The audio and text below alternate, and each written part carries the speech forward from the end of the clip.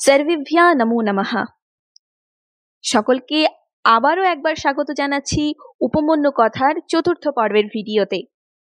এই উপমন্যু কথা সম্পর্কিত আরো 3টি ভিডিও আমাদের উত্তরণের ফেসবুক পেজ এবং উত্তরণের ইউটিউব চ্যানেলে আগেই পেয়ে গেছো।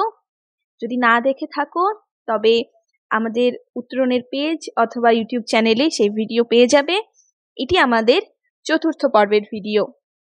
পূর্বের ভিডিওতে আমরা দেখেছি যে উপমন্যু শেষে জীবিকা নির্বাহের জন্য কোনো উপায় না পেয়ে বনে ভ্রমণ করতে করতে আকন্দ গাছের পাতা খেয়ে ফেলে।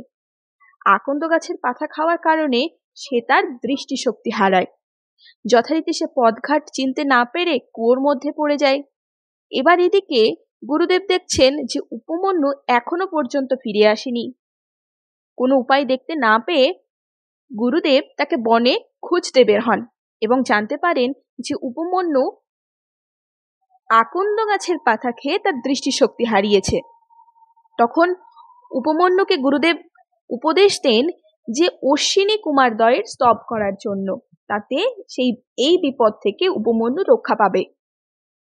বলে রাখা ভালো যে আমাদের বৈদিক সংস্কৃতিতে অশ্বিনী কুমারদ্বয় হলেন আয়ুর্বেদের অধিষ্ঠাতা। এরপর উপমন্যু গুরুদেবের কথা শুনে অশ্বিনী কুমারদ্বয়ের স্তব করেন এবং তার স্তবে অশ্বিনী কুমারদ্বয় প্রসন্ন হয়ে তাকে একটি পিষ্টক খাওয়ার জন্য দেন।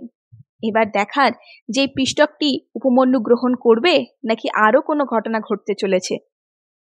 গুরু ভক্তির কোন নিদর্শন স্থাপন করবে উপমন্যু, এই ঘটনা জানতে আমাদের পড়তে হবে উপমন্যু কথার অন্তিম পর্ব।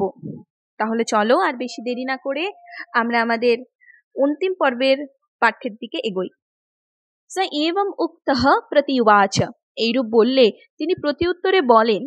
এখানে তিনি অর্থে কিনি, এখানে তিনি অর্থে উপমন্যু। কাকে বলছেন? অশ্বিনী কুমারদ্বয়কে। কি বলছেন? না অনৃতম উচতু ভবন্ত্যৌ, আপনারা মিথ্যে বলছেন না। এখানে দেখো একটা নতুন শব্দ আছে, উচতু। এখানে এই শব্দটি কিন্তু লিট লকারের বচ ধাতুর দ্বিবচন।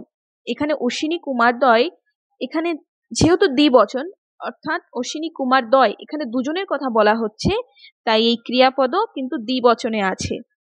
যেমন তারপরে নতু অহম এতম অপুপম উপযুক্তম উৎসাহে অনিবেদ্য গুরুবে ইতি, অর্থাৎ কিন্তু আমি গুরুকে নিবেদন না করে এই পিষ্টক খেতে পারবো না। এই কথা কেন বলছে উপমন্যু? কারণ পূর্বেই গুরুদেব কিন্তু বলেছে তুমি আমাকে নিবেদন না করে তুমি কিন্তু গ্রহণ করতে পারবে না। তাই উপমন্যু অশ্বিনী কুমারদ্বয়কেও সেই কথাই বলছেন। ততঃ তম অশ্বিনৌ উচতুঃ, অশ্বিনী কুমারদ্বয় তারপর বললেন আবাভ্যাম পুরস্তাৎ ভবতঃ উপাধ্যায়েন এবম এব অভিষ্টুতব্যম অপূপঃ পৃথিব্যাম সম্যতাম পৃথিব্যাম দত্তঃ, অর্থাৎ পূর্বেই তোমার গুরু আমাদেরকে স্তবে সন্তুষ্ট করেন, প্রীত হয়ে তাকেও আমরা পিষ্টক দিয়েছিলাম। উপযুক্তঃ চ স তেন অনিবেদ্য গুরুবে, কিন্তু তিনি তা গুরুকে নিবেদন না করেই খেয়েছিলেন।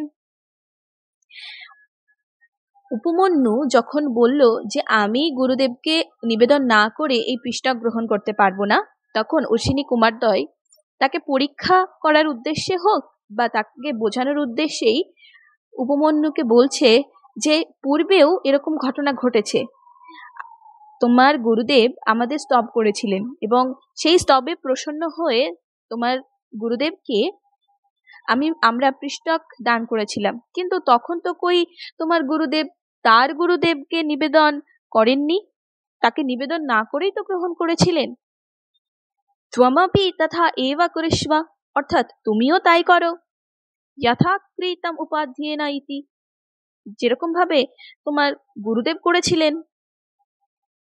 স এবং উক্তঃ পুনঃ এব প্রতি উবাচ এতৌ প্রতি অনুনয়ে, অর্থাৎ অনুনয়ের সাথে ভবন্তৌ অশ্বিনৌ ন উৎসাহে অহম অনিবেদ্য উপাধ্যায়, উপযুক্তম ইতি। অর্থাৎ আমি গুরুকে নিবেদন না করে খেতে উৎসাহী নই। তম অশ্বিনৌ আহতু প্রীতৌ তব অনয়া গুরুবৃত্ত্যা। অশ্বিনী কুমারদ্বয় বলেন, তোমার এই গুরু ভক্তিতে আমরা প্রসন্ন হয়েছি। উপাধ্যায়স্য তে কার্ষ্ণয়সা দন্ত্যা ভবতঃ হিরণ্ময়া ভবিষ্যন্তি। আশীর্বাদ করে বলেন যে তোমার গুরুর লোহার দাঁত হবে এবং তোমার সোনার দাঁত হবে। চক্ষুষ্মান চ ভবিষ্যতি, তুমি দৃষ্টিশক্তি সম্পন্ন হও। শ্রেয় এব আপস্যসি ইতি, আর তুমি মঙ্গল লাভ করবে। স এবং উক্তঃ অশ্বিনাভ্যাম লব্ধচক্ষু উপাধ্যায় সকাশম আগম্য উপাধ্যায়ম অভিবাদ্য আচচক্ষে।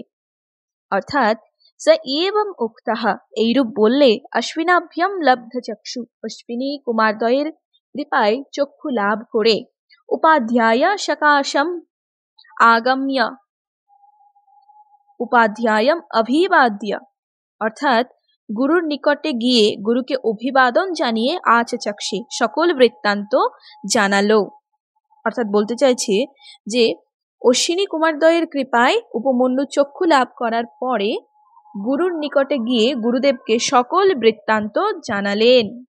স চ অস্য প্রীতিমান অভূত, তিনি প্রীত হলেন। আহ চ এনাম, এবং তিনি বললেন, যথা অশ্বিনৌ আহতু তথা ত্বম শ্রেয় অবাপ্স্যসি ইতি। অর্থাৎ অশ্বিনী কুমারদ্বয় যখন বলেছেন তখন নিশ্চয়ই তুমি মঙ্গল লাভ করবে। কে বললেন? গুরুদেব। কাকে বললেন? উপমন্যুকে। সর্বে চ তে বেদাঃ প্রতিভাষ্যন্তি ইতি, এবং সকল বেদ তোমার স্মৃতিপথে থাকবে। অর্থাৎ তুমি সকল বেদে জ্ঞাতা হবে, অর্থাৎ সকল বেদ সম্পর্কে তুমি জানবে, এক কথায় বলতে গেলে। উপমন্যু কথা এখানেই সমাপ্ত হচ্ছে। উপমন্যু কথাতে আমরা দেখলাম যে উপমন্যুর গুরু ভক্তির পরাকাষ্ঠা। বলা ভালো যে আমাদের ভারতীয় সংস্কৃতিতে গুরু গৃহে গিয়ে শিক্ষা লাভের প্রথা ছিল। সেখানে যে শুধুমাত্র পুঁথিগত শিক্ষা দান করা হতো তা কিন্তু নয়। একজন শিক্ষার্থীর চারিত্রিক উন্নতির জন্য যা যা শিক্ষার প্রয়োজন সবই কিন্তু সেখানে প্রদান করা হতো, যাতে একজন শিক্ষার্থী ভবিষ্যতের প্রকৃত মানুষ হয়ে উঠতে পারে। এবং সেই পরিপ্রেক্ষিতেই আমরা দেখলাম যে উপমন্যু তার গুরুর প্রতি কতটা শ্রদ্ধাবান, কতটা নিবেদিত প্রাণ। কথায় আছে, শ্রদ্ধাবান লভতে জ্ঞানম, শ্রদ্ধাবানই জ্ঞান লাভ করতে পারে। আবার বিদ্যা দদাতি বিনয়ম, বিদ্যা বিনয় দান করে।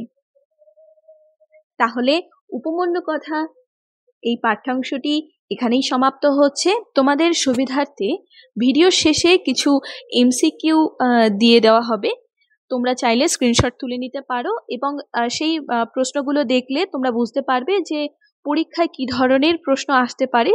সম্ভাব্য কিছু প্রশ্ন সেখানে থাকবে, তোমাদের সুবিধা অনুযায়ী তোমরা নোট ডাউন করে নেবে। সকলকে ধন্যবাদ। পরের ভিডিওতে আমরা একটি নতুন পাঠ্যাংশ সম্পর্কে জানবো।